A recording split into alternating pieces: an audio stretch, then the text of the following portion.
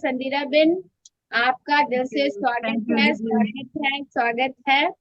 और thank you मुझे दीदी। खुशी है कि आज मेरा जन्म स्थान, जो अलौकिक जन्म स्थान जलंधर है, जहाँ से मुझे बेहद प्यार है, वहां से आज संदीरा बिन ने आज अपना अनुभव शेयर करने के लिए हाँ बोला। उसके लिए मुझे बहुत खुशी भी है। और संदीरा बिन, आपका बहुत बहुत दिल से हम स्वागत करते हैं। बिजी तो बहुत रहते हैं, आपकी सेवाएं वहाँ बहुत ही अच्छी चलती हैं, जिसमें आपको दिन रात कहूँ तो भी आपको व्यस्त रहना पड़ता है, क्योंकि इतनी सारी बेहद की सेवाएं हैं। मधुबन से बड़े बड़े महारथी और शिवानी दीदी जैसे महारथी वहाँ समय प्रति समय आप बुलाते रहते हैं, और बहुत सारी सेवाएं आप वहाँ पे कर रहे हैं। और बहुत ही संदीरा बेन हमारे बहुत ही एक्टिव हैं, जैसे देखने में दिख रहे हैं फरिश्ता जैसे, तो ये फरिश्ता बहुत ही बेहद सेवाओं की कमाल कर रहा है वहां पे अभी।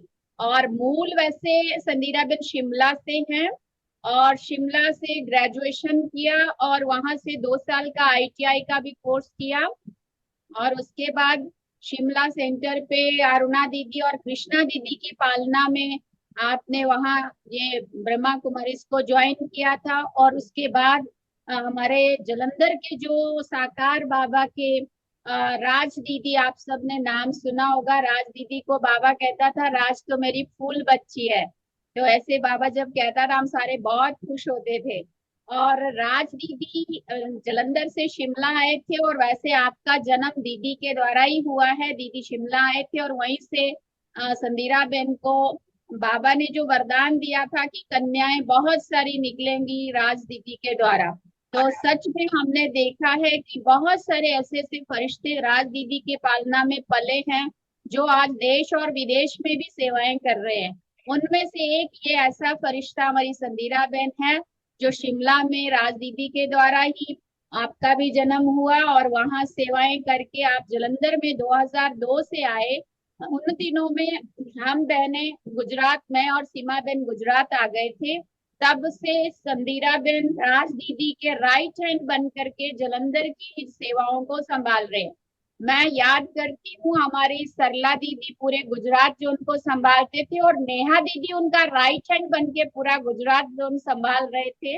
इसी तरह से हमारा जलंधर सब जोन था, लेकिन एक जोन से भी बड़ा एरिया राज दीदी ने सेवाओं का अपना विस्तार बनाया हुआ था। और उसमें से आधा हिमाचल, हिमाचल का शिमला और सोलन, किन्नौर, बिलासपुर, हमीरपुर, उन्ना, इतने सारे डिस्ट्रिक्ट हिमाचल में राज दीदी के कनेक्शन में सेंटर थे, और अभी भी जो चल रहे हैं सभी। और पंजाब भी, आधा पंजाब कहूँ तो भी मुझे बड़ी खुशी होती है, उसके भी बहुत सारे डिस्ट्रिक्ट हैं जो राज दीदी ने सेवाएं की थी। और उसमें हमारी संदीरा बेन राइट हैंड बन करके दीदी के साथ सेवाएं उन्होंने रात दिन तो ऐसी संदीना बेन जो वो समय प्रति समय बड़े बड़े महारथियों को बुला के, आज भी राज दीदी नहीं है, वो अव्यक्त हो गए हैं, अभी 2-3 साल हुआ, लेकिन फिर भी संदीरा बेन ने बहुत बड़ी जिम्मेवारी इतने बड़े सब जोन को संभालने की, जो अभी इतना सुचारू रूप से आप कर रहे हैं। मुझे बहुत खुशी होती है जब भी मैं संदीरा बेन से मिलती हूँ, वो इतना लाइट, डबल लाइट होकर के अपनी सेवाओं को संभाल रहे हैं। अभी भी मैं लेटेस्ट जाके आई पंजाब जलंधर, तो मृत्युंजय भाई साहब भी अभी आए थे मधुबन से। और लवली यूनिवर्सिटी, अगर आप लोगों ने नाम सुना होगा, लवली प्रोफेशनल यूनिवर्सिटी, जो मेरे ख्याल से भारत के नंबर 1 या 2 पे आती है, तो उस यूनिवर्सिटी में भी बाबा का एक सेंटर बना दिया है। तो मैं ये पूरा श्रेय भी मैं समझती हूँ संदीरा बिन को ही जाता है। करण करावन हर बाबा है, लेकिन इतना दिल से आप सेवाएं करते हैं संदीरा बिन, जो बाबा आपसे बड़े बड़े काम करवा रहे हैं। तो अभी अभी भाई साहब ने आके उस राजयोगा थॉट लैब का उद्घाटन किया। लवली यूनिवर्सिटी में भी बाबा बैठ गया, वहां भी बाबा का घर बन गया, सेंटर बन गया, 4 रूम वहां पे भी, मेडिटेशन रूम, और एक कोर्स रूम, एक लैब थॉट वाला वो, और एक लाइब्रेरी। ऐसा इतना बड़ा, इतनी बड़ी यूनिवर्सिटी जहाँ 50-60 हजार लोग बच्चे लोग पढ़ते हैं। और वहाँ की जो मेन चांसलर है, उनको भी संदीरा बेन माउंट आबू बाबा से मिलने अभी लास्ट टाइम कोई शिविर में लेके गए थे। तो ऐसे इनका तो कितना भी सुनाए, मैं समझती हूँ संदीरा बेन अपना परिचय खुद देंगे और ये अनुभव सुनाएंगे, सेवा समाचार भी सुनाएंगे, दीदी के साथ की पालना और उनका प्यार, उनकी द्वारा शिक्षाएं जो मिली है, उनको कैसे वो अपने क्षेत्र में, सेवा के क्षेत्र में और सबको पालना देने में भी और बहुत अच्छे से अच्छा सुचारू रूप से सब कर रहे हैं। मैं संदीरा बेन के लिए आप सभी की तरफ से बहुत बहुत दिल से फिर से स्वागत करती हूँ। संदीरा बेन आपका स्वागत है और मैं समझती हूँ अभी आप अपने ही शब्दों में ये सारा अनुभव सुनाएंगे तो हम सभी को बहुत अच्छा लगेगा। ओम शांति। धन्यवाद। ओम शांति दीदी, बहुत बहुत थैंक्स दीदी। दीदी आपने तो बहुत बहुत ज्यादा महिमा कर ली है, तो लेकिन इतना तो नहीं है खैर, पर फिर भी ये आपका प्यार है, स्नेह है। मैं हमेशा सच्चाई बोलती हूँ, जो मैं देखती हूँ अनुभव करती हूँ, क्योंकि अभी भी मैं 4 दिन आपके साथ रही, इसलिए मुझे जो अनुभव होता है आपके साथ मिलके या सेवाओं को देख के, मैंने वही सुनाया, सच्चा सच्चा यस। सुना।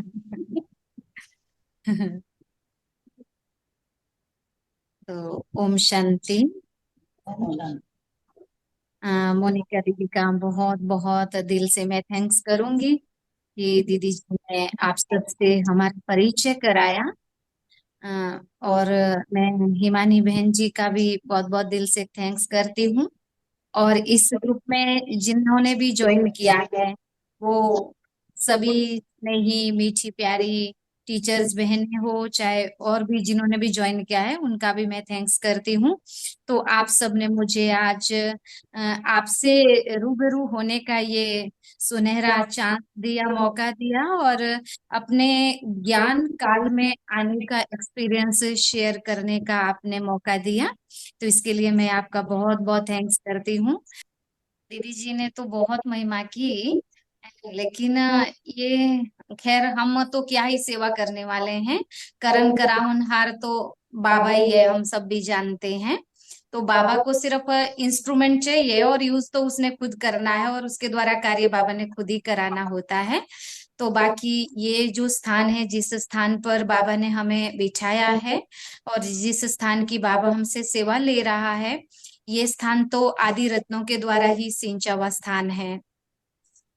तो जिन आदि रत्नों ने इस स्थान को सींचा है, इस स्थान को तैयार किया है, बनाया है, तो उस स्थान की जिम्मेवारी भी मैं तो यही समझती हूँ कि जो मुझे फील होता है, जो मुझे अभी महसूस होता है कि वही आदि रत्न इस स्थान को अभी चला रहे हैं। यहाँ की जो जो सेवाएं आज बढ़ रही है, क्योंकि जो वो साकार में नहीं कर सके, अव्यक्त होने के बाद उन सेवाओं में तो आदि रत्नों ने चार चांद लगा दिए हैं। क्योंकि हम सब ये बाबा के जब अव्यक्त होने के बाद की बातें भी सुनते हैं कि बाबा साकार में जब थे तो तब तो इतनी सेवाएं नहीं थी। बाबा जब अव्यक्त हुए तो पूरे ऑल वर्ल्ड में सेवाएं चालू हो गई, बाबा का जन जन तक संदेश पहुंचा। और फिर हमारे आदि रतन दादियां जब साकार में थी उतने नहीं कर पाई जितने अव्यक्त होने के बाद उन्होंने बढ़ाई। सेम वही हम यहाँ देख रहे हैं कि दीदी जी जब साकार में थे, थोड़ा धीरे धीरे एज के हिसाब से तबीयत भी थोड़ा सा नाजुक हो रही थी, तो लेकिन जो अंदर का उमंग था, उत्साह था, जो सेवाओं का लक्ष्य था, तो वो तो सेम था। तो लेकिन कर नहीं पा रहे थे। तो पर अभ्यक्त होने के बाद जो हम रिजल्ट आज देख रहे हैं, तो वो तो प्रमाणित है कि भी वही आदि रतन ये संस्थान को चला रहे हैं, यहाँ की सेवाएं वो कर रहे हैं आज। तो जो दीदी अभी बात सुना रहे थे, मोनिका दीदी, लवली यूनिवर्सिटी, वहाँ पे 40 देशों के स्टूडेंट पढ़ते हैं, 40-50 हजार स्टूडेंट है वहाँ पे। और 3500 तो फैकल्टी है वहाँ पे। तो इंडिया की नंबर 1 यूनिवर्सिटी है। तो वहाँ की सेवाएं जो चली, अभी शुरू हुई, तो ये तो एक हम यूं कहें कि यज्ञ के लिए भी बहुत बड़ी उपलब्धि है।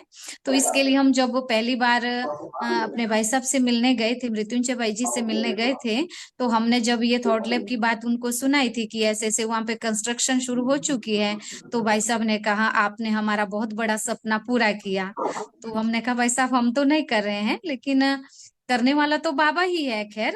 तो फिर हमारे साथ जो बहन है जो वहाँ थॉट लैब का कर रही है, अभी देख रही है, तो वो भी अच्छी, बहुत पक्की निश्चय बुद्धि आत्मा है।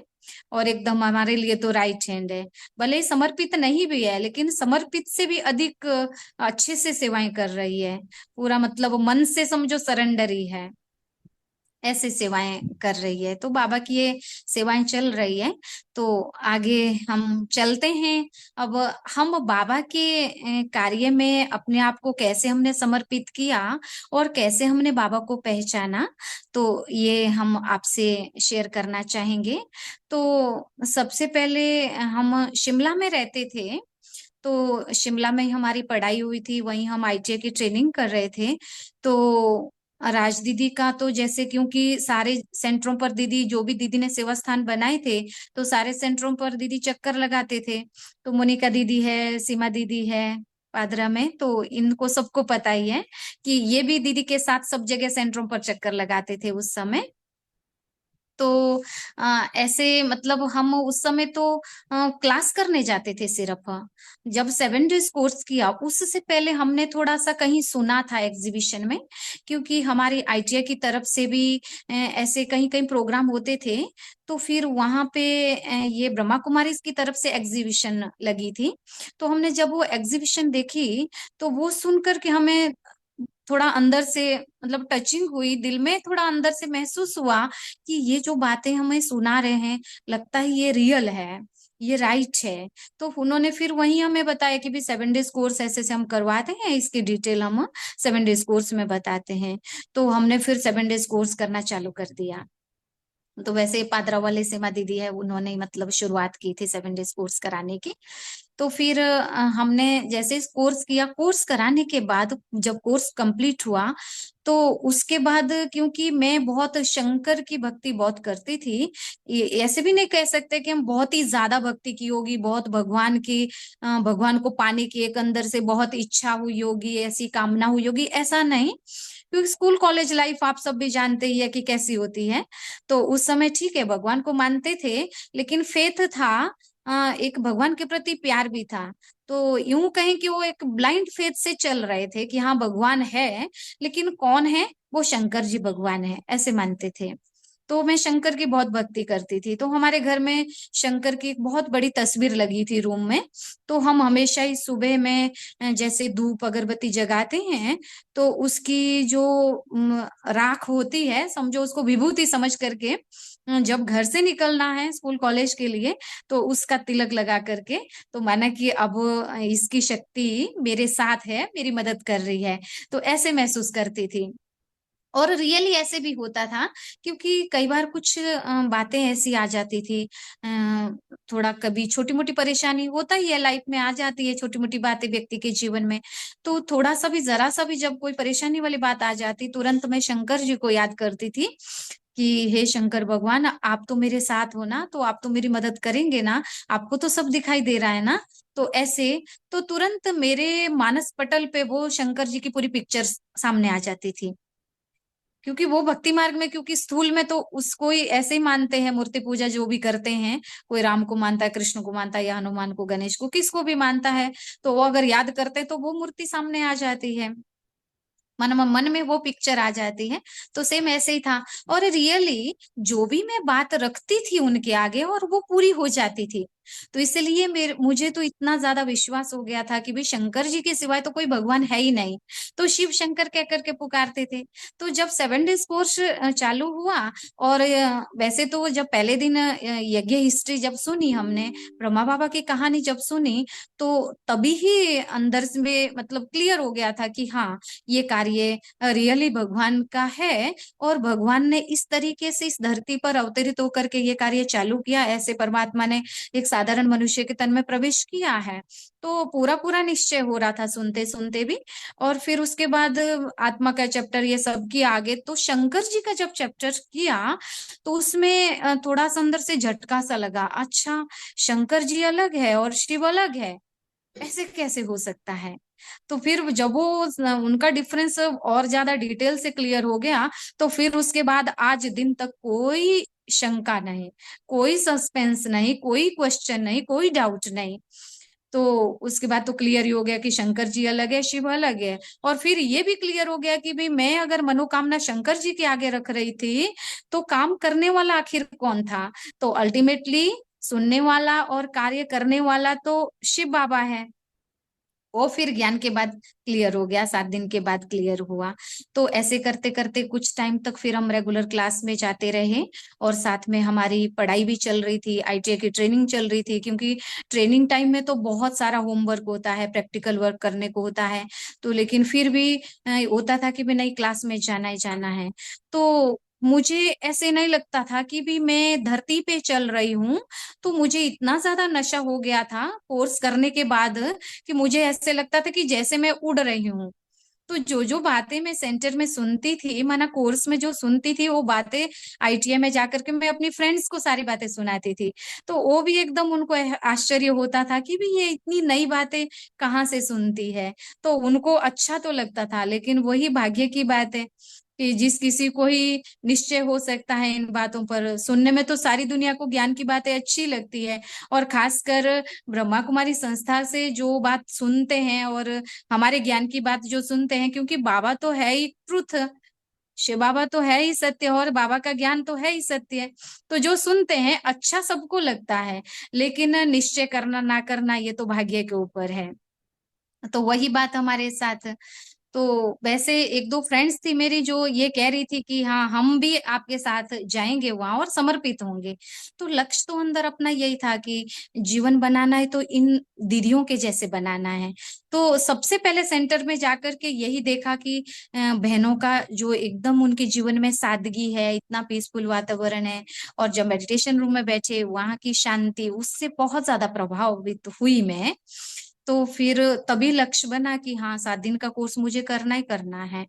तो फिर ऐसे ही बहनों को भी एक दो बार मैं लेके गई, अपनी मीन्स की अपनी फ्रेंड्स को भी लेके गई, उन्हें भी अच्छा लगा। तो लेकिन समर्पित होने का जो लक्ष्य था, तो लेकिन मैं जैसे हमारी फैमिली में जॉइंट फैमिली थी पहले, और हमारे जैसे 3 ताए चाचे वगैरह ऐसे 3 भाई थे ये। तो बहुत बड़ा परिवार था हमारा, 20-25 मेंबर फैमिली में थे। लेकिन बहुत नाजों में हम पले हैं। तो घर में कोई प्रॉब्लम नहीं थी, एकदम फ्रीडम लाइफ थी, और किसी चीज की कमी नहीं थी।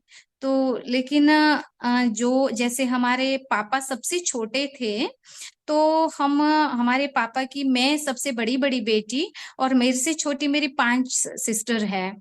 तो हम बेटियां ही बेटियां, माना कि समझो कि छोटे भाई की हम 6 बेटियां ही बेटियां।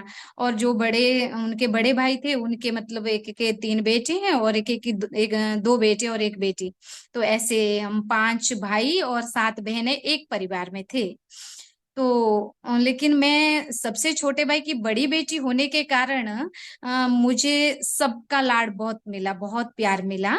तो इसलिए मैं, मुझे तो मतलब कोई रोक टोक नहीं, कभी किसी ने डांटने की तो बात भी नहीं कभी हुई ऐसे। तो फिर जब सरेंडर होने की बात आई, तो हमने वैसे ही अपने मम्मी से बात किया कि हमने कहा ऐसे ऐसे ब्रह्मा कुमारी इसका ज्ञान है, तो आप अगर एक बार सुनेंगे आपको बहुत अच्छा लगेगा। तो वहां पे जो दीदियां हैं, और बहुत उनके जीवन में सादगी है, और इतना अच्छा नीट एंड क्लीन उनकी लाइफ है। तो मेरा तो दिल कर रहा है कि मैंने भी वही जीवन जीना है। तो उस समय उन्होंने वैसी मजाक में हंसी में ही कहा कि अगर तुम वहां जाओगी ना, तो तुमको डंडे के जोर से भी घर वापस लेके आएंगे, ऐसे उन्होंने कहा। तो वो तो मजाक में कहा था, लेकिन प्रैक्टिकल में भी इस तरीके की सिचुएशन क्रिएट हो गई थी। तो लेकिन उससे पहले जब हम भक्ति करते थे शंकर की, तो मेरी जो कजन थी, तो वो सेंटर पे पहले जाग चुकी थी, क्योंकि वो शिमला में रहती थी, हम पहले गांव में रहते थे।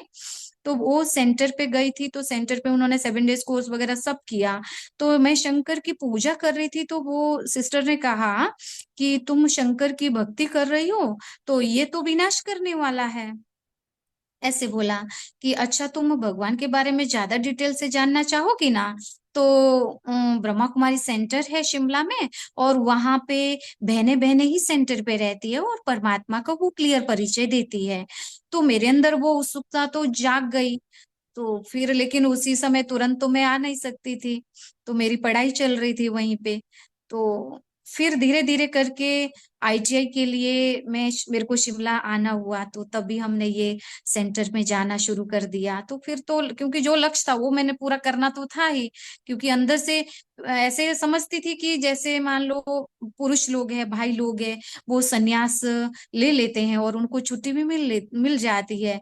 लेकिन अगर बहनें ऐसा अपना जीवन सेफ करना चाहेंगी, दुनिया वाली जीवन नहीं जीना चाहेंगी, तो लेकिन पेरेंट्स तो घर में मान लो कन्या को रखना ठीक नहीं समझते हैं। वैसे भी हर कोई को पेरेंट्स को होता है कि हाँ भी लड़कियों की शादी करानी है, बड़ी खुशी से कराते हैं और उनके लिए सारी व्यवस्था करते प्रबंध करते हैं।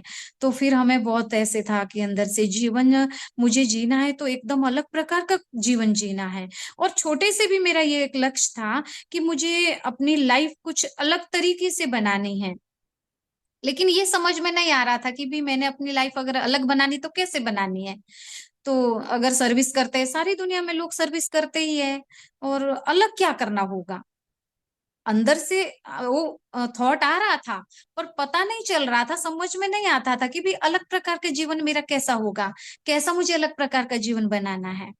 वो मेरी फ्रेंड्स आज तक भी जो पुरानी फ्रेंड्स है, तो वो अभी भी जब मिलती है तो वो अभी भी बोलती है कि इसका पहले से ही लक्ष्य यही था कि मैंने तो सबसे अलग प्रकार का जीवन जीना है। लेकिन कैसा जीवन जीना है उस समय तो इसको समझ में नहीं आ रहा था, और आज इसकी प्रैक्टिकल लाइफ से दिखाई दे रहा है कि इसका एकदम डिफरेंट टाइप की लाइफ है ऐसे। तो फिर जब सरेंडर होने की बात आई, तो हमने क्या किया, क्योंकि पेरेंट्स की तरफ से जब बात किया तो उनका तो बिल्कुल भी नहीं था कि भी हाँ ये समर्पित हो जाएं। तो जब हमने अपने पिताजी से बात किया, उन्होंने कहा कि ठीक है, बहुत अच्छा है, आप सेंटर जाते हो, क्लास करते हो, मेडिटेशन करते हो, जरूर जाया करो, लेकिन समर्पित नहीं होना है। क्योंकि ब्रह्मा कुमारी आश्रम करके सुना है उन्होंने। तो फिर उनका था कि आश्रम में तो जो अनाथ होते हैं, बेसहारा होते हैं, वो लोग जाते हैं। तो ऐसे आम तो आश्रम में क्यों जाएं, जिनका कोई नहीं होता है वो आश्रम में रहेगा। तो फिर कहा कि समर्पित नहीं होना है, वहां परमानेंट नहीं रहना है। तो ऐसे छुट्टी उनकी तरफ से नहीं मिल रही थी। फिर क्या हुआ कि जैसे ही मेरा आईटीआई कोर्स कंप्लीट हो गया, और उसी साल में मैं बाबा से मिलने के लिए गई। समझो 2000 में 18 जनवरी को मैं पहली बार बाबा मिलन किया था। तो 99 में ही समझो मुझे ज्ञान मिला था। तो उस समय जब बाबा मिलन के लिए गई, तो तभी मैंने बाबा के आगे अपनी बात रखी थी कि बाबा, मैं आपकी बच्ची अभी पक्की हूँ, लेकिन समर्पित होने के लिए अब आप जानो, आपका काम जाने, और पेरेंट्स को आप ही मनाएंगे। ऐसे मैंने बाबा के रूम में जाकर के वहां कहा। लेकिन जब पेरेंट्स के आगे बात रखी तो बात सुनने के लिए बिल्कुल भी तैयार नहीं। तो अब हम सोच रहे कि करें क्या। तो लेकिन मेरे जो कजन है वो आर्किटेक्ट है, और उनको भी ज्ञान कैसे मिला, वो सेंटर पे गए थे बाबा के भवन का नक्शा बनाने के लिए। तो वहां उनको, जैसे बहने कोई भी आता है नया, तो फिर बाबा का परिचय तो हम देते ही हैं।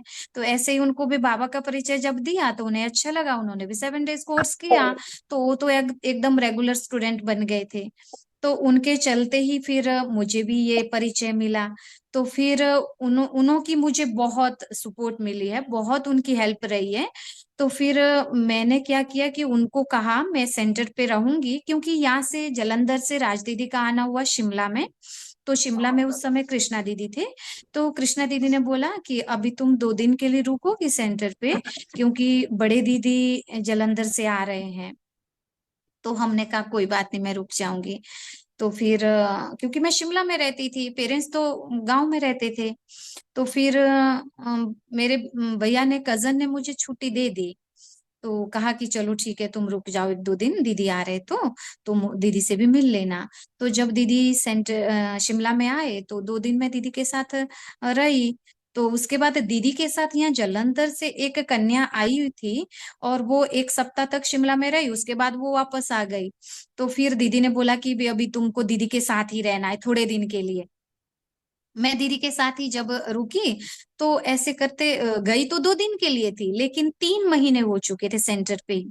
लेकिन घर में कोई इंफॉर्मेशन नहीं है कि मैं सेंटर पे रह रही हूँ या भैया के पास रह रही हूँ, वो किसी को कुछ भी पता नहीं था। लेकिन भैया को तो पता था कि भी बताना नहीं है घर में। मैंने उनको बताया कि भी आपको बिल्कुल भी नहीं बोलना है घर में कि भी मैं कहाँ हूँ। लेकिन फोन कॉल में बातचीत होती रहती थी। तो 3 महीने के बाद कृष्णा दीदी को जाना था मधुबन मीटिंग में, वार्षिक मीटिंग जो होती है उसमें जाना था। तो फिर बड़े दीदी ने बोला कि तुम साथ में जाओगी? तो मैंने बोला ठीक है दीदी, मैं चली जाऊंगी। तो जब मैं दीदी के साथ गई मधुबन, तो फिर मैं बाबा के रूम में जा करके मैंने बाबा को एक लेटर लिखी।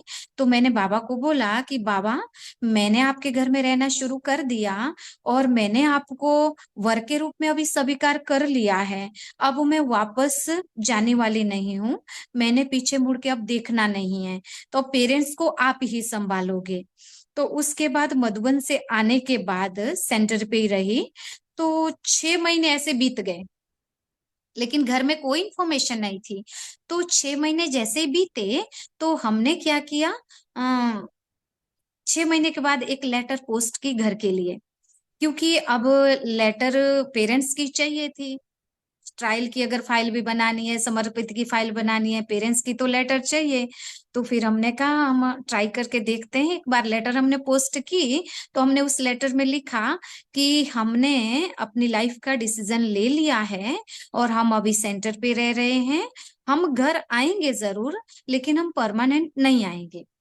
और जैसे वो लेटर घर में पहुंची, उन्होंने देखी पढ़ी, तो वो तो एकदम भड़क गए कि ये क्या हो गया। और हमसे ये तो कोई भी काम हमारे बिना पूछे तो करती ही नहीं थी, क्योंकि मैं पेरेंट्स के लिए, पूरी फैमिली के लिए एकदम आज्ञाकारी होकर के चलती थी पहले से ही। तो उन्हों को बड़ा मतलब शॉक्ड हुए वो, तो ये कैसे हो सकता है। तो फिर किसी किसी से ऐसे बातें सुनी थी, ब्रह्मा कुमारियां अपने वश में कर देती है, ब्रह्मा कुमारियां जादू कर देती है।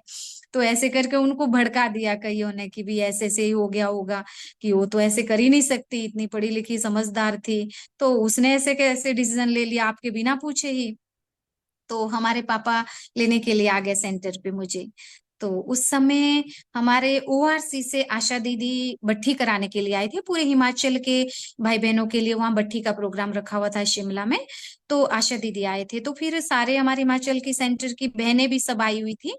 तो वो बहनों को देख करके उनको अच्छा लगा कि भी चलो, औरों की बेटियां भी तो यहाँ रह रही है, अगर मेरी बेटी भी रह रही है तो कोई बात नहीं, तो बाद में आ जाना बोला।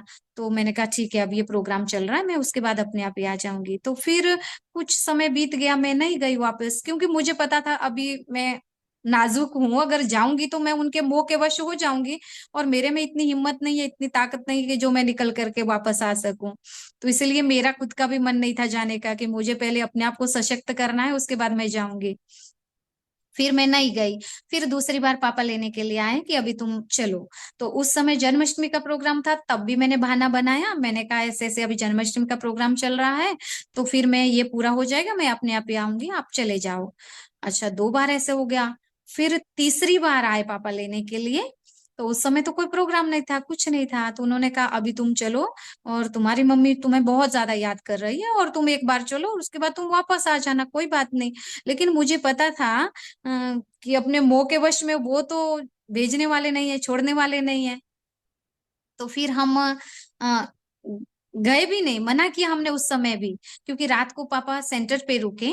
तो अगले दिन सुबह अमृत वेले से वो बोल रहे कि भी अभी चलो, तुम तैयार हो जाओ, तैयार हो जाओ। तो उस समय भी बाई चांस से दीदी यहाँ से आए हुए थे, राज दीदी शिमला में आए हुए थे। तो फिर मैं दीदी को पूछा, मैंने कहा ऐसे पापा जी अभी मान नहीं रहे हैं दीदी, अभी मैं क्या करूं? दीदी ने बोला कि अभी मैं थोड़ा ही कुछ कह सकती हूँ, ये तो तुम्हारा अपना डिसीजन है, तुम्हें अगर हिम्मत है तो तुम खुद जवाब दो, कि दादियों के पेरेंट्स ने भी बहुत कुछ किया है, तो मम्मा पापा ने थोड़ा ही जवाब दिया, बोला कि दादियों ने खुद फाइट किया है। तो फिर मुझे ख्याल आया अंदर से कि बात तो राइट है, अभी दीदी थोड़े ही कुछ उनको बोलेंगे। तो फिर मैंने उनको मना कर दिया, मैंने कहा मैं ना अभी नहीं आऊंगी, आप अभी वापस चले जाओ, मैं अपने आप ही आऊंगी, मेरे को लेने के लिए आने की जरूरत नहीं है आपको, आप इतना कष्ट क्यों कर रहे हैं। तो उनको मैंने भेज दिया। वो सुबह क्लास करने के बाद चले गए, और बाहर कोई मिले होंगे उनको पुलिस चौकी में, कहा कि भी आप पुलिस चौकी में चले जाओ, केस कर दो ऐसे ऐसे, तो अपने आप ही बेटी वापस आपकी आ जाएंगी। और सचमुच में वो पुलिस चौकी में चले गए। और उसके बाद पुलिस आई सेंटर पे। मैं बाहर आंगन में सफाई कर रही थी, तो एक लेडीज थी और दो जेंट्स थे पुलिस। तो उन्होंने कहा कि संदीरा है यहाँ पे? तो हमने कहा जी। तो बोला कि उनको बुलाओ। हमने कहा हम ही है। तो हमें उसी समय आइडिया हो गया था कि ये शायद पापा जी ने ही पुलिस भेज दी होगी। तो फिर उनको, क्योंकि सेंटर पे प्रोग्राम ऐसे होते रहते थे तो वो लोग आते रहते थे सेंटर पे। तो फिर उनको बिठाया, चाय टोली खिलाई और साथ में उनको कुछ गिफ्ट वगैरह सौगात ऐसे दे दी। तो फिर उन्होंने कहा कि आपको तो चलना ही पड़ेगा पुलिस चौकी में, क्योंकि आपके फादर ने पुलिस केस किया है, तो इसलिए भी हमारी जो रिस्पॉन्सिबिलिटी है, तो हमें तो आपको साथ में लेके जाना ही है। तो फिर दीदी ने कहा कि तुम जाओ। तो हम गए, हमारे साथ एक माता जी को दीदी ने भेजा, एक दो भाई थे साथ में। तो रास्ते में उन्होंने, पुलिस वालों ने मुझे समझाया, बोला कि जो हवलदार है वो बहुत क्रोधी स्वभाव का है और बड़ी बड़ी उसकी मूंछ है, वो मुसलमान है और उसकी डरावनी शक्ल है। तो आप उनसे डरना मत और आप शांति से उनको जवाब दे देना जो आपके मन में है। तो हम जब वहां गए, पुलिस चौकी में गए, तो उन्होंने हमसे पूछा कि आप घर क्यों नहीं जा रहे हैं? तो आपको पता नहीं है आपके पेरेंट्स से ऐसे थोड़ा सा रोब से जैसे उन्होंने मुझे कहा। तो हमने उनको कहा कि हमें मालूम है, हमारे पेरेंट्स से, हमारा घर है, हमारा परिवार है और हमें जाना चाहिए या नहीं जाना चाहिए हम जानते हैं। तो जब मैंने इतनी सी बात उनको बोली, तो उन्होंने बोला आपको मालूम है आप कहाँ पहुंचे हो, यहाँ डंडे भी पड़ते हैं, ऐसे करके उन्होंने बोला। हमने कहा सर हमने डंडे खाने वाला काम नहीं किया है, हमने भगवान को जीवन दिया है, हमने विश्व कल्याण अर्थ अपनी लाइफ को समर्पित किया है। तो इसलिए हम ऐसे नहीं कि भी सजा खाने वाला कोई ऐसी भूल नहीं की है, ऐसी कोई गलती नहीं की है जो आप हमें सजा दे सको।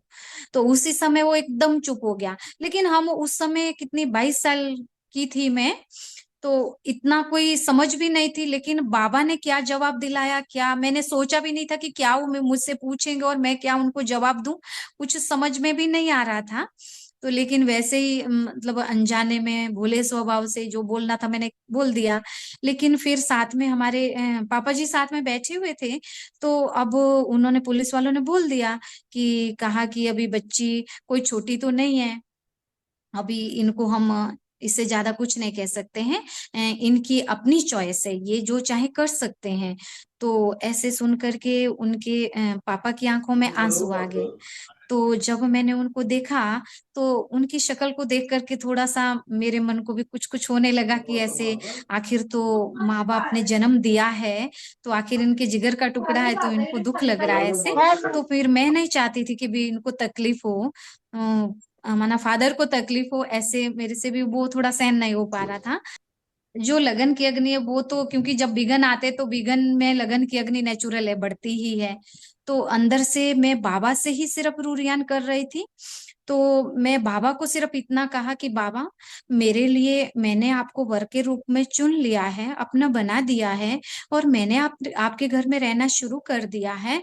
तो अब मुझे, अगर आपने अपना, या तो पहले ही मुझे परिचय ना देते आप अपना, तो या तो मुझे परिचय ना देते, और अब आपने अगर अपना मुझे बना दिया है, आपने मुझे अपनी पहचान दे दी है, तो आप मुझे जब मिल चुके हैं, अब आप जानो आपका काम जाने। मुझे जीवन जीना है तो विश्व कल्याण अर्थ जीना है, वरना मुझे जीना ही नहीं है। इस दुनिया में मुझे रहना ही नहीं है, रहना है तो आपकी सेवा के लिए रहना है और विश्व की सेवा के लिए रहना है, वरना मुझे रहना ही नहीं है। ऐसा मैं बाबा से रोरियान कर रही थी, बाबा से बातचीत कर रही थी। तो जब बाबा से बातचीत कर रही थी, रात को भी, क्योंकि 3 दिन हो चुके थे, ना रात को नींद ना दिन को चैन। तो मेरे तो अंदर से बहुत मतलब एकदम हलचल हो रही थी, क्योंकि उन्होंने एकदम मना कर दिया कि अब जाना नहीं है। तो फिर 2 दिन बीत चुके थे। तो तीसरे दिन, क्योंकि हमारे घर में एक रूम में एग्जीबिशन पूरी लगी हुई थी, तो फिर एक दिन माना तीसरे दिन ना पापा जी आए रूम में, तो बोला कि ये क्या है, तू बता सकती है? तो हमने कहा हाँ हम बताएंगे। तो हमने सीढ़ी का जो चित्र है उस पे उनको थोड़ा बताया। तो अब बाबा जाने उनको क्या समझ में आया या नहीं आया, लेकिन 3 दिन में जो हम तपस्या कर रहे थे, रात को भी क्योंकि नींद तो आ नहीं रही थी और एकदम बेचैन थी, तो सिर्फ रात को सारी रात बाबा से बातचीत करते हुए, तो अपना शिव शक्ति का रूप धारण करके, एक दुर्गा का रूप धारण करके सूक्ष्म रूप में उनके पास जाना और उनको सकाश देना कि इनकी बुद्धि चेंज हो रही है, इनकी बुद्धि चेंज हो रही है, ऐसे करके शिव शक्ति बन करके, तो बाबा को साथ में रख करके। तो ऐसे करते करते 2 दिन तो बीत गए, और तीसरे दिन ऑटोमेटिकली ऐसे ऐसे हो गया कि भी पापा आए, उन्होंने कहा कि हाँ इसको समझा सकती है, तो समझाना मैंने शुरू कर दिया। सीढ़े का चित्र मैंने उनको समझा दिया, और 3 दिन बीते, और चौथे दिन सुबह में अपने आप ही पापा जी मुझे कह रहे हैं कि तुम मानने वाली तो नहीं हो, कि चलो कोई बात नहीं, मैं ही तुम्हें छोड़ आता हूँ। ऐसे छुट्टी मिल गई, तो फिर अपने आप ही मुझे सी ऑफ करने के लिए आ गए। तो फिर सेंटर पे आ गई। तो ऐसे करते करते अब पुलिस केस भी हो गया, सब कुछ भी हो गया, और फिर छुट्टी भी मिल गई। तो जब सेंटर पे आए तो फिर सब एकदम आश्चर्य हो गया कि ये कैसे हो गया। अभी 3 दिन ही बीते और चौथे दिन ये सेंटर पे हाजिर हो गई, और पुलिस केस करके इसको घर लेके गए। तो क्योंकि उस समय जब मैं पुलिस चौकी में गई थी ना, तो एक बात मुझे स्मृति में आई थी, क्योंकि दीदी हमें, राज दीदी हमें बहुत ऐसे मम्मा की, दादियों की कहानियां सुनाते रहते थे। मम्मा बाबा की भी साकार के टाइम कैसे कैसे परीक्षाओं का सामना उन्होंने किया, और दादियों के जीवन में भी कैसे कैसी परिस्थितियां आई, कैसे कैसे उनके पेरेंट्स की तरफ से, उनके रिश्तेदारों की तरफ से कितने विघ्न आए, और कैसे उन्होंने उन विघ्नों को क्रॉस किया। तो ये सारी बातें तो सुनते रहते थे हम। तो लेकिन वहां पुलिस चौकी में मुझे ये बात याद आ गई कि मम्मा जब कोर्ट में जा सकती है, तो मैं तो अभी पुलिस चौकी में ही आई हूँ, तो क्या बाबा मेरी मदद नहीं करेगा? जरूर, निश्चित है, विजय तो मेरी ही होगी। इतना मुझे उस समय संकल्प आया। तो जबकि वो क्लियर तो था ही नहीं, अभी तो घर जाना है और वहां से छुट्टी मिलेगी नहीं मिलेगी वो क्लियर नहीं था, लेकिन इतनी बात मुझे स्मृति में आई। तो थोड़ा सा हिम्मत थी कि भी स्मृति में वही मम्मा का सीन सारा सामने आ रहा था, मम्मा कैसे कोर्ट में जवाब दे रही है जज के सामने, तो सब, तो ऐसे से करके क्लियर हो गया। तो फिर उसके बाद जब सेंटर पे आने के बाद दीदी भी बहुत हैरान होगी कैसे कैसे। लेकिन उसके पहले ही दीदी मुझे बोलते थे, जब मैं आईटीआई की ट्रेनिंग करती थी, दीदी हर बार बोलते थे कि तुझे जलंधर भेजना है, मैंने तुझे जलंधर भेजना है, मैंने ट्रेनिंग के लिए जलंधर भेजना है। लेकिन जलंधर के नाम से मुझे बहुत ऐसे होता था कि मुझे जलंधर नहीं जाना है, क्योंकि पंजाब में सरदार होते थे, तो पहले उग्रवादियों का जब टाइम था, उग्रवादियों का समय था, तो लगता था कि भी ये जो पगड़ी वाले लोग हैं यही ऐसे शायद उग्रवादी होते होंगे। छोटे होते थे बचपन में, तो ऐसे मतलब डर लगता था। तो फिर उस समय से ही था कि भी नहीं जाना है, पंजाब में नहीं जाना है, जलंधर में तो बिल्कुल नहीं जाना है। फिर दीदी ने मुझे कहा कि नहीं, तू अगर जलंधर, या तो जलंधर चल, ठीक है, नहीं जलंधर रहना है, जाना है, तो फिर तुझे यहाँ सेंटर पे रहना है, शिमला में रहना है। तो फिर मैंने वो स्वीकार किया कि नहीं ठीक है दीदी, मैं शिमला में ही रहूंगी। और इसी कारण से मेरे को घर जाने को भी थोड़ा सा लगता था, क्योंकि राज दीदी ने तो मुझे बोला था कि तुझे यहाँ कृष्णा बहन के पास रहना है, और अगर यहाँ नहीं रहेगी तो तुझे मैं फिर जलंधर ले जाऊंगी। तो लेकिन लेकिन जब मैं दीदी को बोलती थी, कृष्णा दीदी को, कि भी चलो बीच में मैं एक बार चक्कर लगाऊं घर का, तो फिर दीदी बोलते थे तुझ में हिम्मत है कि तू वापस आ सकती है? तो फिर वो मुझे क्लियर ही नहीं था, खुद के ऊपर मुझको विश्वास नहीं था कि भी मैं वापस आ भी सकूंगी, कि मुझे छुट्टी देंगे भी नहीं देंगे। तो वो डर के मारे इसीलिए मेरे को ऐसे हो गए, 2-3 साल हो गए जा ही नहीं पा रही थी। तो इसीलिए उनको भी ऐसे आया कि भाई अब पुलिस केस ही करना पड़ेगा, और तो कोई चारा ही नहीं, जो ये वापस तो आ ही नहीं रही है। तो लेकिन मुझे अपना डर था, क्योंकि उस समय तो नाजुक थी, ऐसे भी इतना ज्यादा नॉलेज भी नहीं थी, इतनी ज्यादा मजबूत भी नहीं थी, तो इसलिए मैं वापस नहीं जा सकी। फिर धीरे धीरे एक बार का इंसिडेंट मैं बताऊं, कि जब आईटीआई की ट्रेनिंग चल रही थी मेरी और कंप्लीट हो गई थी समझो, लास्ट में वाइवा होता है, तो फिर हमारा एक इंटरव्यू लेटर आई थी हमारे पास। तो हम वो इंटरव्यू देने के लिए वापस गांव जा रहे थे, लेकिन हमारी एक रिकॉर्ड बुक बनती है, काफी मोटी होती है, तो वो रिकॉर्ड बुक भी साथ में थी क्योंकि उसमें थोड़ा सा काम था मेरा, और वो साथ में लेके जा रही थी मैं घर को, और सारे मेरे डॉक्यूमेंट्स थे और वो भी मैं साथ में लेके जा रही थी क्योंकि इंटरव्यू देने के लिए जाना है, तो फिर वो डॉक्यूमेंट तो साथ में लेके जाने ही थे।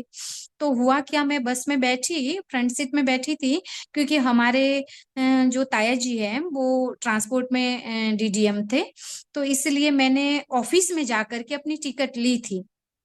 तो अंदर ऑफिस में जाकर के, क्योंकि बाहर खिड़की पे बहुत ज्यादा रश था, तो जब अंदर जाकर मैंने टिकट दी ली अपनी, तो बाहर में जो खिड़की पे लोग थे वो सारे देख रहे इतनी छोटी सी बच्ची है और अंदर जाकर के ये टिकट ले रही है, इसको कैसे छुट्टी मिल रही है, हम बाहर कितनी देर से वेट कर रहे हैं और हमको अभी भी टिकट नहीं मिल रही है। तो फिर सीट बस में भी मतलब फ्रंट सीट में बैठी है, तो फिर मैंने क्या किया, अपने डॉक्यूमेंट सारे फ्रंट सीट में रखे और मैं बाहर कुछ चीज लेने के लिए उतर गई। और जब मैं बाहर उतरी तो तब तक के लिए बस चली गई। समझो 7-8 घंटे का सफर है शिमला से हमारे गांव का।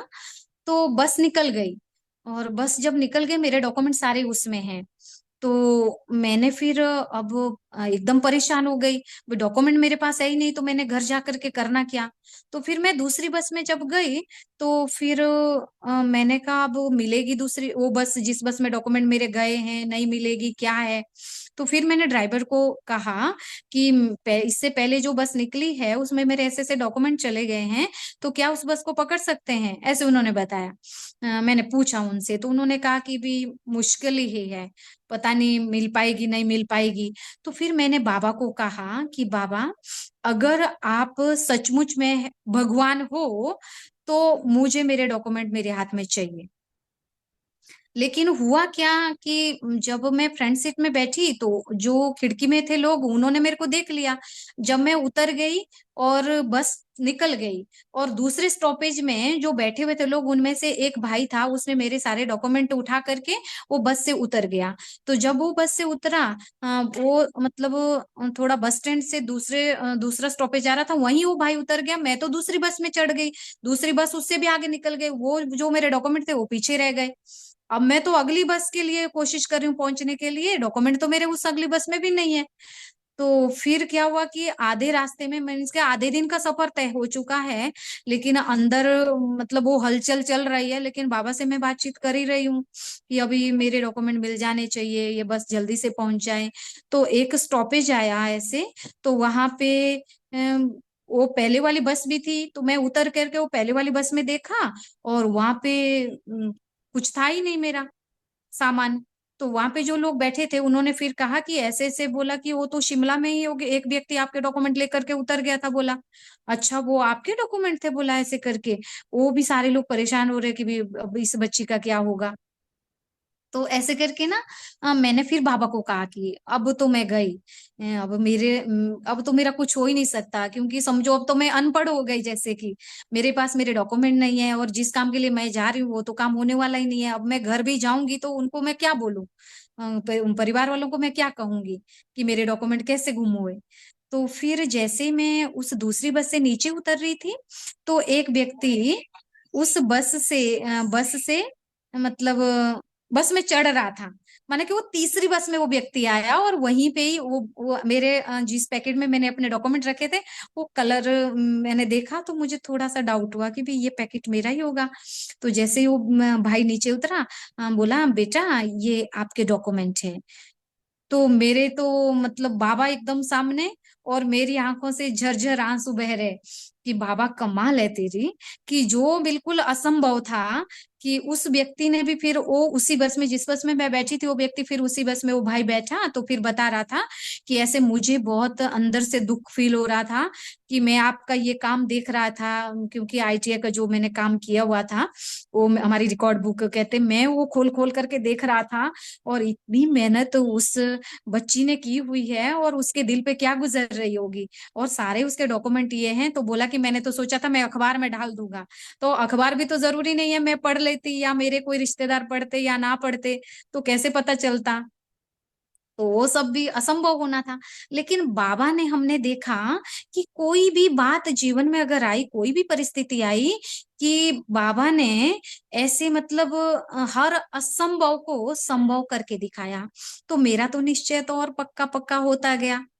तो फिर उसके बाद क्या हुआ कि जब सरेंडर हो गए थे, शिमला सेंटर पे रह रही थी, तो फिर उसके बाद हम फिर से दीदी के साथ ही, क्योंकि कृष्णा दीदी के साथ ही फिर हम रहते थे, 3 साल दीदी के साथ में रही। तो फिर भी हम उसके बाद मीटिंग में गए थे मधुबन। तो वहां से फिर हम जलंधर आए। जब हम जलंधर आए तो 2-3 दिन यहाँ रुके थे। तो यहाँ से फिर दीदी, राज दीदी ने क्या किया, दीदी को भेज दिया शिमला। और मुझे दीदी ने ये नहीं कहा है कि तुमको जाना नहीं है। और क्योंकि मुझे दीदी के साथ ज्यादा अटैचमेंट हो गई थी, कृष्णा दीदी के साथ ज्यादा रही हूँ, तो उनके साथ अटैचमेंट मुझे काफी ज्यादा, मतलब उनके सिवाय मुझे, मतलब औरों के साथ वैसे मन भी नहीं लगता था, कि दीदी के साथ ऐसे खुल गई थी अच्छे से। तो फिर मुझे था कि अब दीदी तो जा रहे हैं, तो दीदी जब बाहर जा रहे हैं तो फिर मैं बाहर गेट पे खड़ी हूँ, तो तब आंसू बहा रही हूँ कि अच्छा दीदी आप जा रहे हैं। तो दीदी ने बोला कि बड़े दीदी के सामने शो नहीं करना है ऐसे, दीदी बोलेगे इतनी कमजोर है। तो फिर बाबा का ज्ञान क्या समझ में आया, तो इसको मोह है, दीदी ऐसे बोलेंगे। तो दीदी ने मेरे को प्यार से समझाया, मेरे को चुप कराया, बोला तेरे को 1-2 महीने के बाद मैं बुला लूंगी। ऐसे दीदी ने मेरे को चुप करा दिया।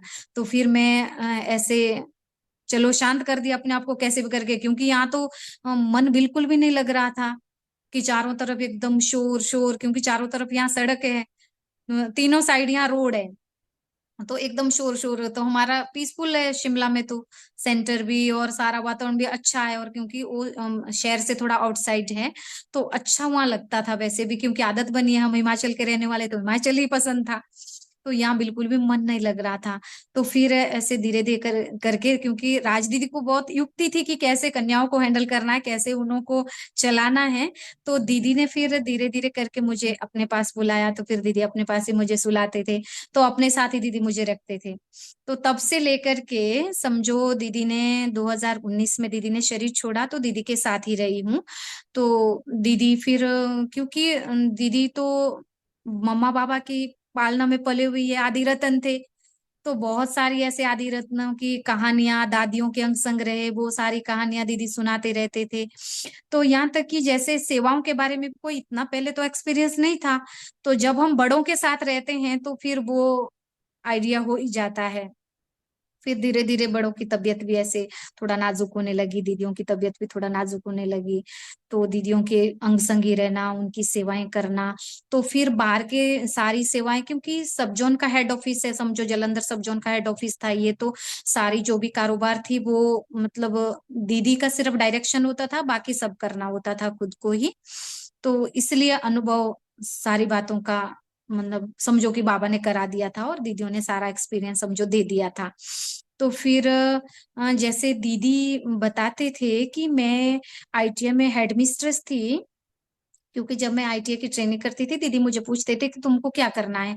तो हमने कहा दीदी हमने जॉब करनी है, और हम बाबा के बच्चे तो है ही है। तो दीदी कहते हैं अच्छा तुम नौकरी की टोकरी उठाओगी, हमने तो नौकरी की टोकरी हमने छोड़ दी, और तुम उठाओगी। ऐसे करके दीदी हमें मतलब ऊंचा उठाने की कोशिश कर रहे थे कि कैसे भी करके इनका मन हो जाए। तो फिर वो बातें फिर बाद में दीदी कहते थे कि भी तू तो नौकरी करने को कहती थी, कि अभी कैसे लग रहा है, बाबा के घर में आए हैं, बाबा की सेवाएं कर रहे हैं, तो वो तो नेचुरल है कि भी फिर तो खुशी का कोई ठिकाना ही नहीं, फिर नशे का कोई ठिकाना ही नहीं।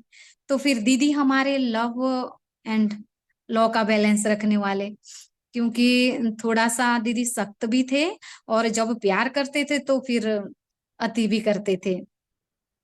तो वो दोनों चीजों के आधार पर दीदी ने हमारे जीवन को बनाया। तो क्योंकि समर्पित होने के बाद भी पता ही है सबको, आप सब तो एक्सपीरियंस रहे ही है, बहुत सारी बातें ऐसी आती है, परीक्षाएं आती है, अभी कुछ अपने मन से आती है, तो कुछ फिर बड़ों के द्वारा भी आती ही है। लेकिन बड़े एक साइड से पेपर भी लेंगे, दूसरी साइड से ठोस भी बनाते हैं, मजबूत भी बनाते हैं। तो हम तो ये कहते हैं कि जब बड़े चले गए तो उसके बाद आज वो सारी बातें हमें याद आती है, कि अगर बड़े हमें ऐसे ठोस ना बना के रखते, मजबूत ना बना के रखते, तो आज हम यहाँ ना पहुंचे होते। तो दीदी क्या हुआ कि दीदी बताते थे जब जानकी दादी यहाँ आए थे, माना कि पंजाब में, क्योंकि राज दीदी के थ्रू ही समझो पंजाब की सेवाओं का जन्म हुआ था। तो बाबा ने जानकी दादी और शायद मिठू दादी थे साथ में, उनको भेजा था। यहाँ बहुत बड़ा एक संत सम्मेलन हुआ था अमृतसर में। तो जो संत सम्मेलन हुआ था उसके जो महात्मा थे जिन्होंने वो प्रोग्राम कराया था, वो राज दीदी और उनके फादर थे, उनके ब्रदर, उनके वो गुरु थे। क्योंकि वो गुरु के पास जाते रहते थे, राज दीदी शुक्ला दीदी। वो तो दोनों हमेशा साथ साथ ही रहते थे, कहीं गुरुद्वारे में जाना साथ में जाना, वो महात्मा जी के पास जाना साथ में जाना, अपने गुरु के पास। तो फिर जब ये प्रोग्राम था तो दादी दादी का जब भाषण हुआ था, तो दीदी कहते हैं हम वहाँ प्रोग्राम में बैठे थे, दादी का जब भाषण हुआ तो फिर दादी ने जो बात कही कि गुरुओं का गुरु सतगुरु एक है। तो वहां तो बहुत सारे ऐसे सतगुरु बन करके बैठे थे जिन्होंने अपने ऊपर टाइटल रखवाए हुए थे ऐसे। तो फिर दीदी कहते हैं उन लोगों को बड़ा लगा अंदर से ना कि ये क्यों ऐसा बोल रही है।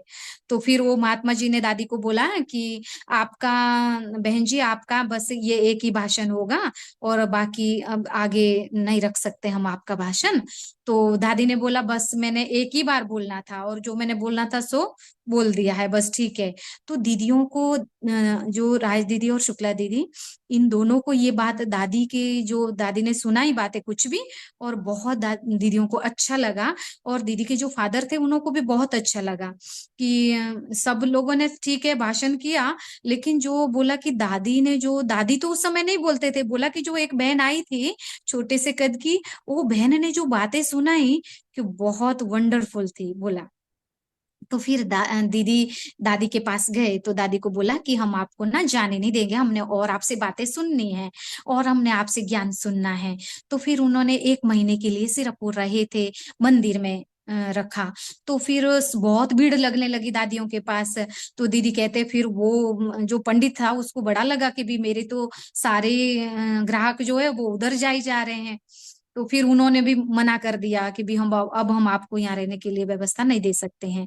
तो फिर दीदी कहते कि हमारे क्योंकि जब पार्टीशन हुआ था तो उस समय क्योंकि वो आए थे पाकिस्तान से, तो वहां पे उनका बहुत बड़ा मकान हुआ होगा, वो छोड़ करके आए थे। तो जैसे जिन जिन का जैसा जैसा स्थान हुआ था पाकिस्तान में छोड़ के आए, उनको वैसे वैसे स्थान यहाँ पे भी मिले थे।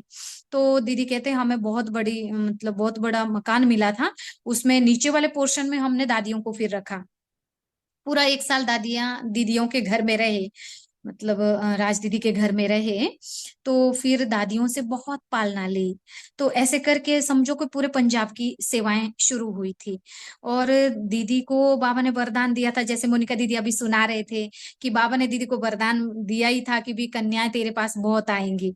और सचमुच में दीदी के पास बहुत कन्याएं, अच्छी से अच्छी कन्याएं आई हैं, और आज पूरे भारत में फैली हुई है और बाबा का नाम बाला कर रही है।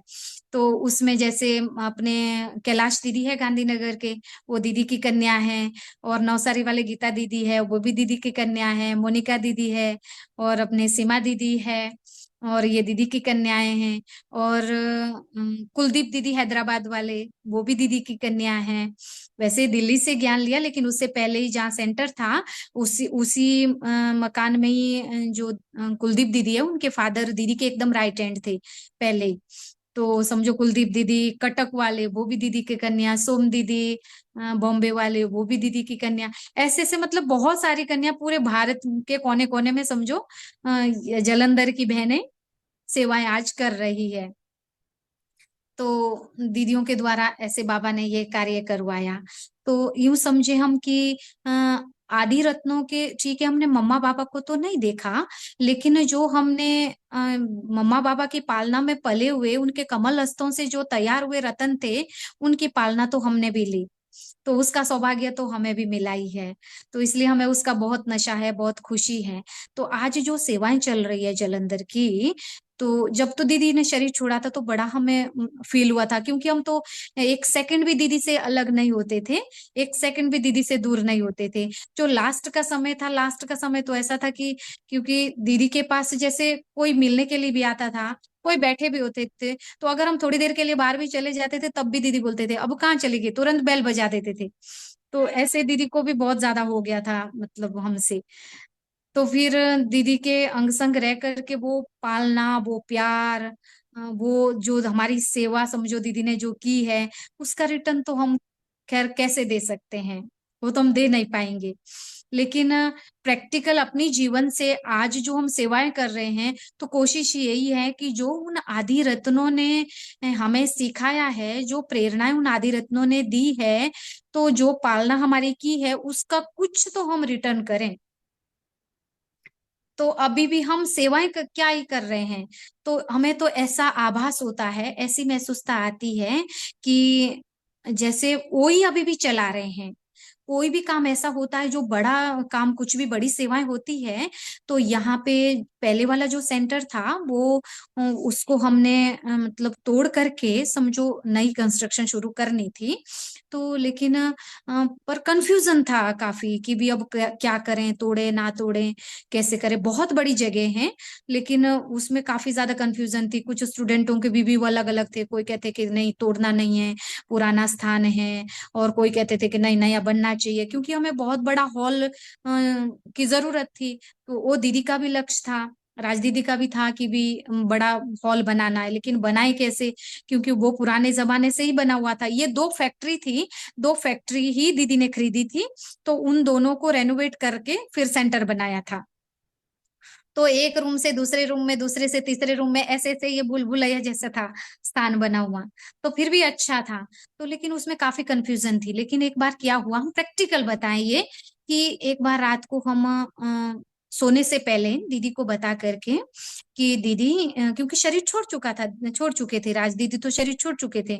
तो फिर हमने दीदी को बोला कि दीदी अभी आप बताइए, क्योंकि अभी काफी ज्यादा कंफ्यूजन चल रहा है कि हम क्या करें, ये मतलब इसको तोड़ें या ना तोड़ें भवन को, कि आपकी क्या इच्छा है, कि आप क्या चाहते हो, कि आप चाहेंगे कि भी ये मकान को तोड़ करके नया बनाएं।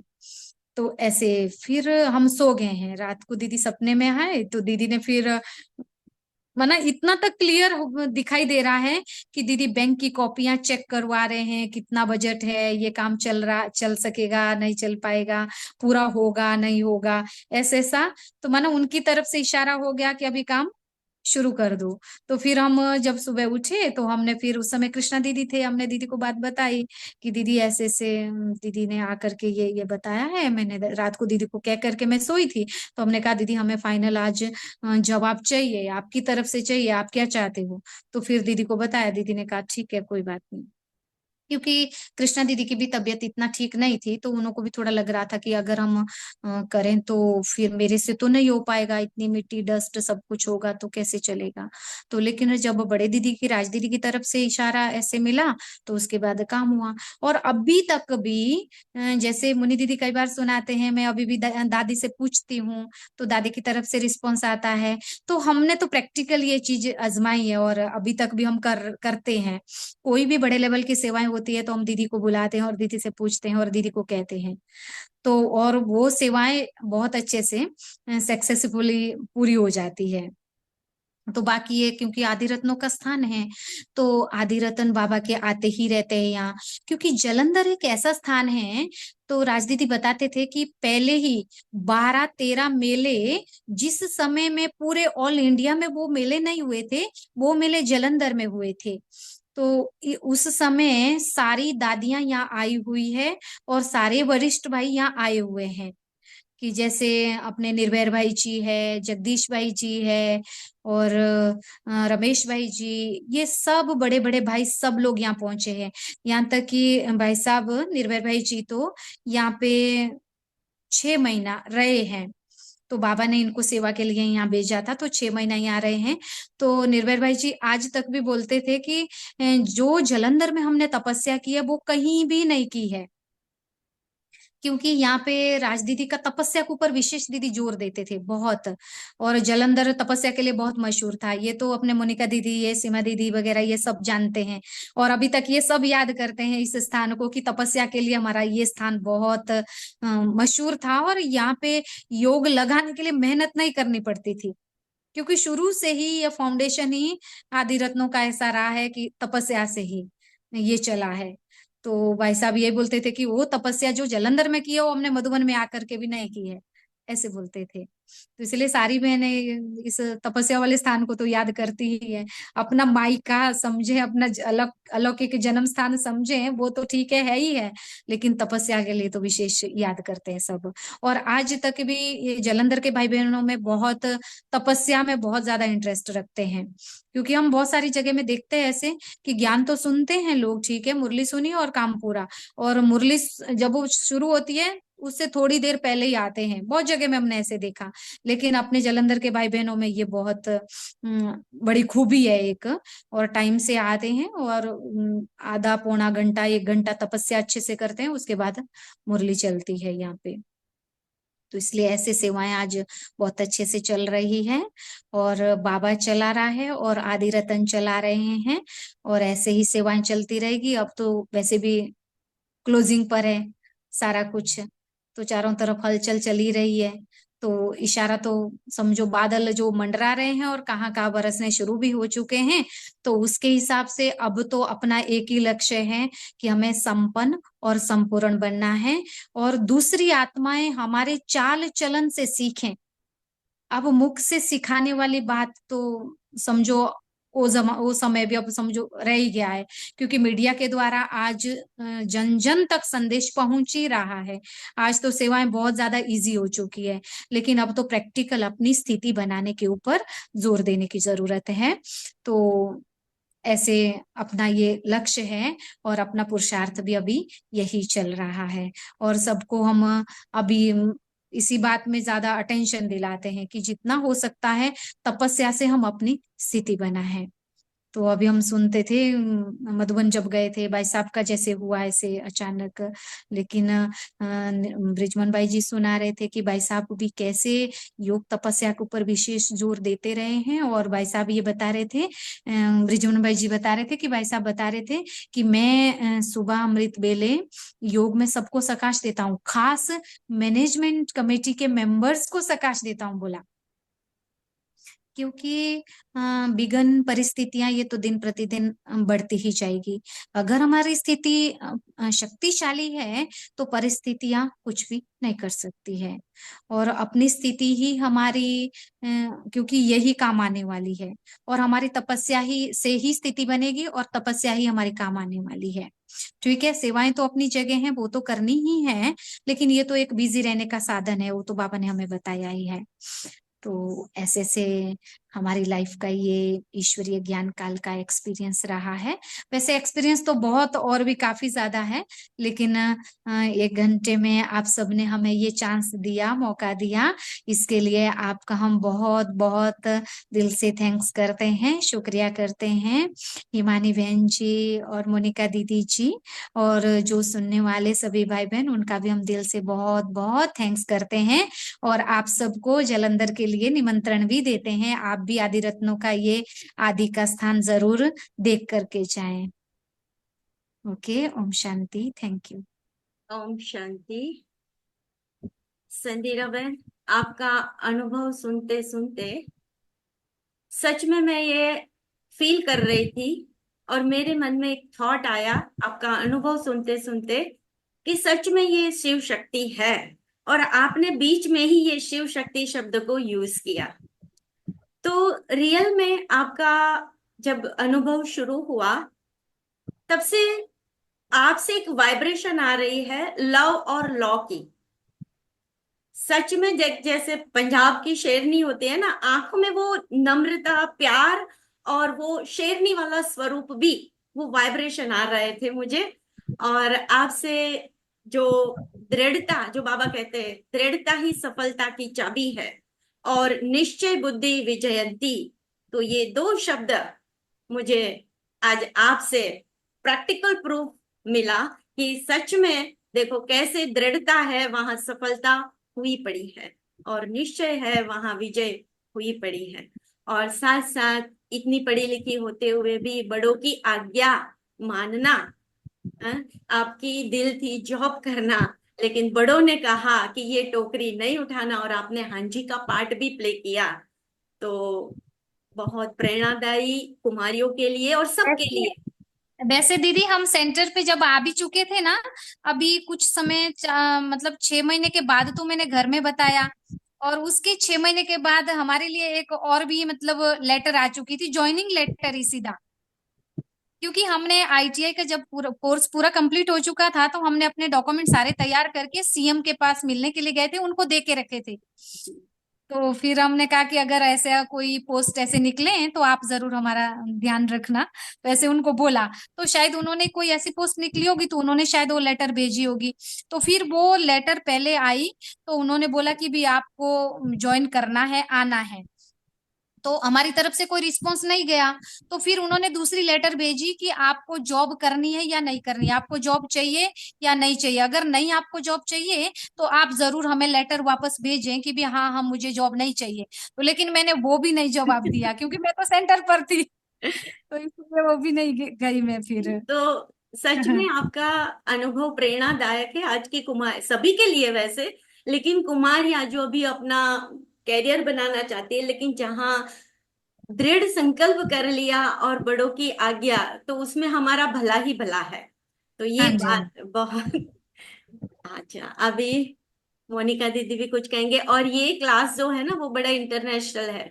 इसमें कनाडा से हमारे नीलम बहन भी जुड़े हैं, तो साथ साथ अमेरिका से एक युगल जुड़ा है, मुकेश भाई और कल्पना बहन। तो वो भी अपनी बात कुछ रखेंगे, नीलम बहन भी कुछ रखेंगे। तो पहले मैं मोनिका बहन को कहती हूँ, मोनिका बहन भी आप भी कुछ बताइए जी। मैं तो बहुत ध्यान से सुन रही थी अपने इस छोटे से फरिश्ते, हम तो छोटा समझते हैं, लेकिन ये छोटे नहीं है, ये बहुत बड़े बड़े काम कर रहे हैं। आप है सबकी हमारे प्रेरणा लिए। मिल रही है दीदी, आप टाइम टू टाइम आकर के फिर से चार्ज करके जाते हो, तो ये बहुत बड़ी उपलब्धि है हमारे लिए भी। है हमारे जूनियर है, लेकिन इनकी जिम्मेवारी इतनी बढ़ गई है कि देखो, राज दीदी ने जो संकल्प काफी साल पहले, जब मैं दीदी के साथ रह रही थी, ये 2000 की बात है, 2001 और 2000 की, दीदी के बहुत पावरफुल संकल्प थे। मीनू हॉल बनाना है, चल ऊपर देखते कहाँ बनेगा हॉल। अब इसको तोड़े या क्या करें, किधर चले, दीदी अपने साथ साथ ही मुझे रख रहे थे तब भी। तो दीदी का वो संकल्प था, और दीदी का शरीर साथ नहीं दे रहा था, लेकिन जो दीदी के संकल्प थे उनको साकार करने के लिए इतना पावरफुल राइट हैंड दीदी का जो संदीरा बहन आज है। तो आज जो बड़ी बड़ी बहनें नहीं कर सकती, मुझे अनुभव हुआ है कि संदीरा बहन की मैंने सेवाओं को देखा कि कितना एक्टिव होके आप कर रहे हो। एक बात आपसे पूछनी थी, संधिरा का मतलब क्या होता है? और ये निर्भय भाई जी ने मेरे से एक बार पूछा था, तो मैंने भाई साहब को बोला, मैंने कहा भाई साहब आप ही बताइए। भाई साहब ने बोला धैर्य धारण करने वाली। तो अच्छा। मैंने कहा मुझे नहीं मालूम कि मैं धैर्य धारण कर पा रही हूँ या नहीं कर पा रही हूँ। और अभी मैंने ये पूछा आपसे, लेकिन उसके पहले मैंने सर्च किया, हाँ तो जी, संधिरा का मतलब मुझे जो गूगल से मिला उस हिसाब हाँ। से लोगों को समझने वाले और लोगों की हेल्प करने वाले। Thank you. हाँ, तो इतना thank you। सच में अभी देखो आप कैसे दुखी दुनिया में सबको हेल्प कर रहे हैं, किस रीति से हेल्प कर रहे हैं। तो आपके नाम के अनुसार आप उसको कर रहे हैं, धैर्यता भी है अगर ये मीनिंग है। लेकिन मैंने जो ढूंढा उस हिसाब से ये दो बातें मुझे गूगल से मिली कि लोगों को समझने वाले और लोगों की हेल्प करने वाले। Thank you. अ, अच्छा, तो अभी तक मुकेश भाई, कल्पना बहन, आप भी कुछ बताइए। फिर यहाँ नासिक से भी जुड़े हैं, देखो ये इंटरनेशनल के नेशनल के साथ इंटरनेशनल भी है। छाया बहन जुड़े हैं नासिक से, और बाकी बहुत सारे हैं लेकिन आज पता नहीं। हाँ, मुकेश भाई, कल्पना बहन। ओम शांति दीदी। ओम शांति दीदी। शांति। ये आपका अनुभव आज का महसूस कराता है कि परमपिता परमात्मा के प्रति अगर निश्चय और नशा हो तो हर परिस्थिति आसान हो जाती है। मैं बात कर रही थी राज दीदी की। आपका अनुभव महसूस कराता है कि परमपिता परमात्मा के प्रति अगर आपका निश्चय और नशा हो तो हर परिस्थिति आसान हो जाती है। और असंभव को संभव परमात्मा ही कर सकता है, ये अनुभव आपके अनुभव से पक्का होता है। और दूसरा कहूँ तो आपका अनुभव ये बताता है कि अगर निमित्त भाव से आज्ञाकारी बनकर परमात्मा को और बड़ों को आगे रखकर परमात्मा शिव के बनकर शिव के कार्य को शिव शक्ति बनकर कैसे आगे बढ़ाया जाए, यज्ञ को और विश्व कल्याण के प्रति कैसे सेवा की जाती है, यह शिक्षा आपके अनुभव से मिलती है। और आपने बताया आपका अनुभव और आपका व्यक्तित्व इस बात को प्रतीत कराता है कि तपस्या से ही शक्तिशाली, संपन्न और संपूर्ण बना जाता है। इस बात का आपके व्यक्तित्व और अनुभव से सीख मिलता है। ओम शांति। दीदी साकार बाबा की पालना में पले हुए बाबा के राइट हैंड थे। बाबा बहुत ही साकार बाबा, ब्रह्मा बाबा, मम्मा बहुत प्यार करते थे को।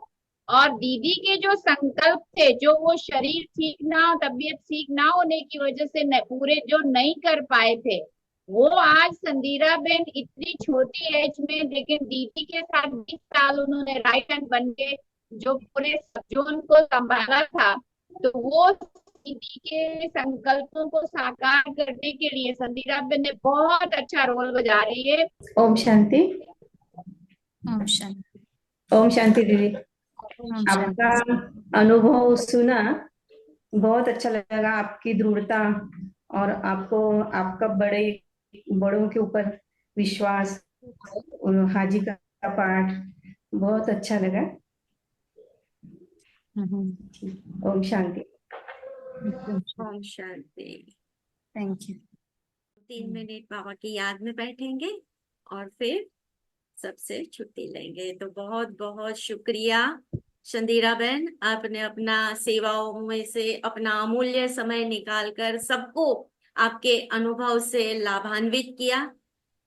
तो आपका बहुत बहुत आपका शुक्रिया। इसके लिए आपका बहुत बहुत थैंक्स। आपने सबसे मिलाया और आप भी मिले। तो अभी मैं फिर से निमंत्रण सबको दूंगी, आप जलंधर पंजाब एक बार जरूर आओ। क्योंकि जलंधर में तो खैर ऐसी कोई चीज खास देखने वाली नहीं है, लेकिन गोल्डन टेम्पल और बाघा बॉर्डर ये अमृतसर में देखने वाली चीज है। तो अगर पंजाब आएंगे आप, ये चीज अमृतसर में देख सकते हैं, तो फिर जलंधर आप आ सकते हैं। जलंधर में भले कुछ देखने लायक न हो, लेकिन बड़ों का तपस्या स्थल जो अभी आपने हाँ बताया, तो हाँ उसके जी, हाँ लिए तो जी। जरूर आना है। बस जरूर जी जरूर। मोस्ट वेलकम, मोस्ट जी। वेलकम। ओके। तो हम निर्भय भाई जी को याद कर रहे हैं ना, जैसे निर्भय भाई साहब अभी अभी हमारे बीच में से फरिश्ता बने। निर्भय भाई जी ने मुझे कहा था, जब मेरी पहली डॉक्टरेट की डिग्री मिली ना हिमानी बहन, हाँ तो जब भाई साहब के पास मैं मिलने को गई ना, तो प्रकाश भाई जी है ना कॉटेज वाले, वो मेरा मेरा परिचय भाई साहब को देने लगे कि भाई साहब ये हिमाचल की है। भाई साहब कहने लगे नहीं ना, ये गुजरात की है ना, ये तेरे हिमाचल की, ये मेरे जलंधर की है।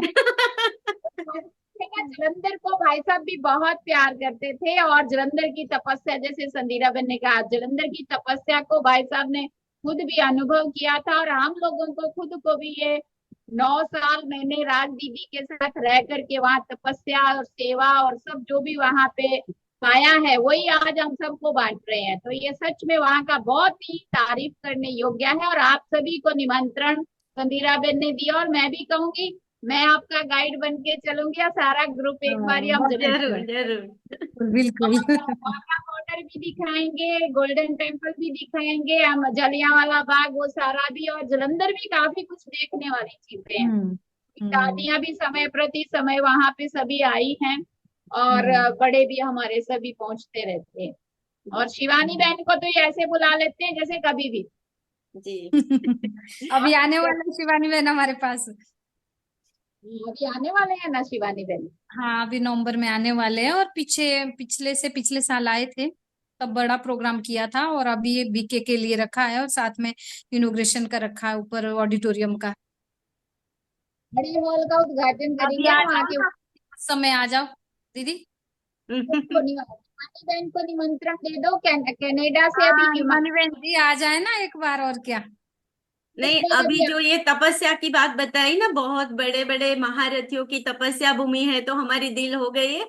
हम मोनिका बहन के साथ जरूर आएंगे। बिल्कुल बिल्कुल, मोस्ट जी वेलकम, मोस्ट वेलकम, आइए आप। ग्रुप तैयार करेंगे और मैं गाइड करूंगी, हम सब साथ में आएंगे। जरूर जरूर। हाँ, बहुत अच्छा। ओके, हम आपको भी निमंत्रण बिल्कुल, देते हैं, यहाँ बड़ौदा भी आइए, यहाँ से छोटा उदेपुर बहुत नजदीक है, तो सारा जरूर घूमना हो जरूर जाएगा। ठीक है। जरूर जरूर जरूर। जरूर। हमारी ओके। अपनी बहनें गई हुई है ना वहाँ, तो सारा ही अब हम गुजरात भी हमारा ही हो गया। हाँ। जी गांधीनगर कैलाश दीदी अपने हैं, और नवसारी में गीता दीदी अपने हैं, और जी। इधर मोनिका दीदी अपने हैं, उधर सीमा दीदी अपने सीमा हैं। बहन है। जी जी। हाँ, सब। ओके। हाँ जी, ठीक ओके, है। Thank you, thank you. ओम शांति, ओम ओम शांति, शांति। ओम शांति, ओम शांति।